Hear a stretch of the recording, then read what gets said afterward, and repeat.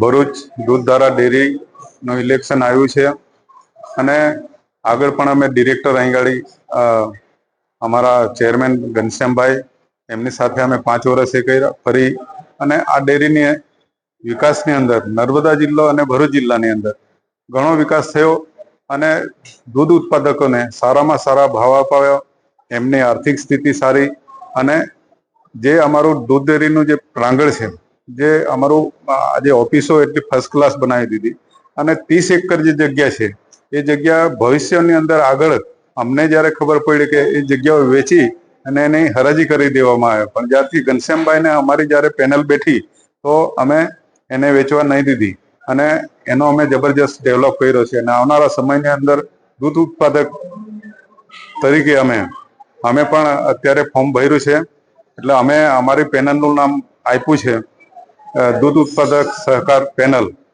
એના મારફતે અમે 3 જણાએ આજે ફોર્મ ભર્યા છે, માન્ય દીપકભાઈ પાદરિયા અને મહેન્દ્રસિંહ દેસાઈ અને હું પોતે મહેશભાઈ છોટુભાઈ વસાવા.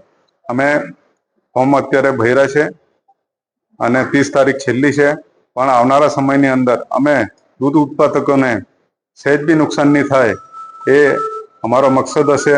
બીજી વસ્તુ છે કે જે સામેની પેનલ છે, સામેની એટલે અરુણસિંહ રાણા, અમે ઘનશ્યામભાઈ સાથે આટલા વર્ષો વિતાવ્યા છે છતાં કદાચ પાર્ટી આ કોઈ પાર્ટીનું ઇલેક્શન નથી, ભાજપ કોંગ્રેસ બીટીપી એનું ઇલેક્શન નથી, આ સહકારી ખેડૂતોનું અને મજદૂરનું જે ખેત મજૂરો છે એનું ઇલેક્શન છે.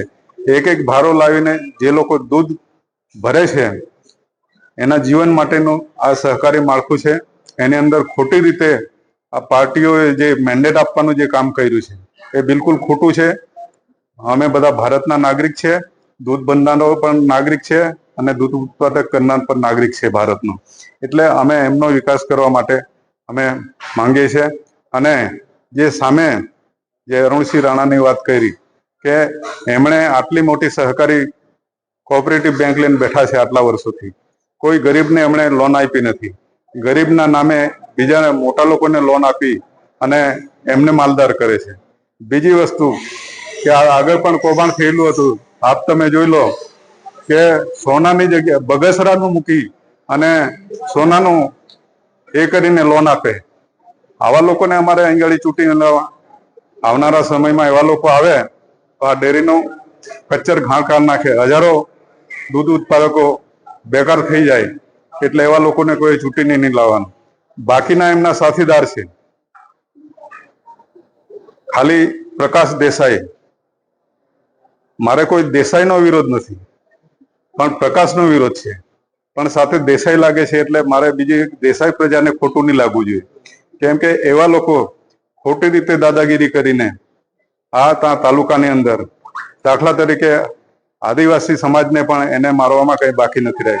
રાયસિંગપુરાની અંદર 1 જણાને ટાંગીને માર નાખવામાં આવ્યા અને એની પર FIR થઈ છે ને એક્સિડન્ટનો કેસ કર્યો કે આપઘાત કર્યો.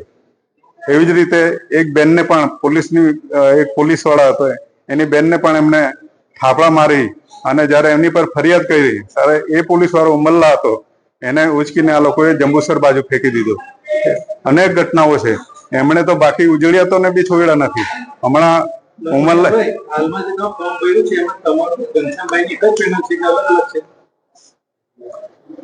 પેનલ અમારી, અમે તો મેન્ડેટ વગરનું કામ છે, મેન્ડેટ એ પાર્ટી આપે એમને જાણે, અમે તો ભાજપમાં છે નથી, અમે તો અમારી રીતે ભર્યું છે ને અમારું પેનલનું નામ આપ્યું છે અમે દૂધ ઉત્પાદક સહકારી પેનલ.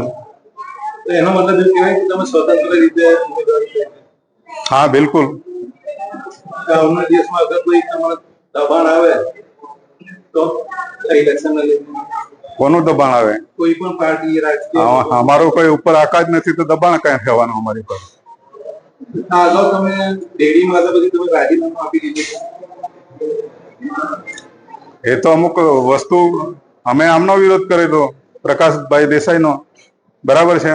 પ્રકાશ દેસાઈનો વિરોધ કર્યો કેમ કે ખોટા માણસો અંદર લેવાઈ જાય તો એ અમારે વિરોધ કરવો પડે. કોઈ પણ માણસ હોય ડેરીનું ખોટું કરે, કાલે કાલે કોઈ ડિરેક્ટર ખોટું કરે, કાલે ચેરમેન ખોટું કરે તો એની સામે પણ અમે બોલીએ. કેમ કે અમારો તો આખરે એ છે કે પ્રજાનું ને દૂધ ઉત્પાદકોનું સારું વિકાસ થાય.